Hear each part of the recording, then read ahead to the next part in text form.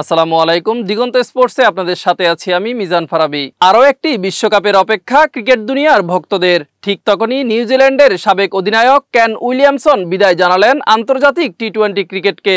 ৩৫ বছর বয়সে ৯৩ ম্যাচের এক উজ্জ্বল অধ্যায় শেষ করলেন এই তারকা ক্রিকেটার। টি-20তে নিউজিল্যান্ডের হয়ে দ্বিতীয় সর্বোচ্চ রানের মালিক হিসেবে ক্যারিয়ার শেষ করেছেন উইলিয়ামসন। ২০১১ সালে অভিষেক হওয়ার পর করেছেন ২,৫৭৫ রান। ১৮50-তে রাঙিয়েছেন ক্রিকেটের বর্ণিল যাত্রা। দলের হয়ে নেতৃত্ব দিয়েছেন ৭৫ ম্যাচে। টি-20 বিশ্বকাপের আসরে তার নেতৃত্বে ২বার সেমিফাইনাল এবং একবার ফাইনালে উঠেছিল টিম নিউজিল্যান্ড। অবসর ঘোষণা দিয়ে উইলিয়ামসন বলেন, অনেকদিন ধরে এই ফরম্যাটের অংশ হতে পেরে আমি গর্বিত।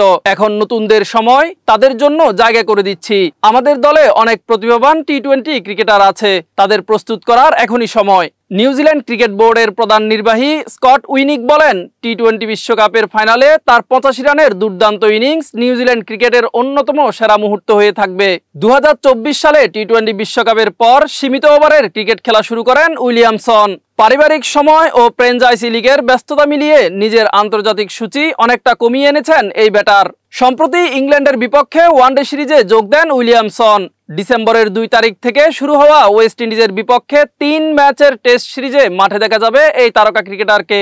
আন্তর্জাতিক টি-20 থেকে বিদায় নিলেও ফ্র্যাঞ্চাইজি ক্রিকেটে তাকে দেখা যাবে আগের মতোই। দেশের সর্বোচ্চ রানের মালিক হিসেবে কেন উইলিয়ামসন স্মরণীয় হয়ে থাকবেন নিউজিল্যান্ডের ক্রিকেট ইতিহাসে। মিজান ফারাবি, নয়া দিগন্ত।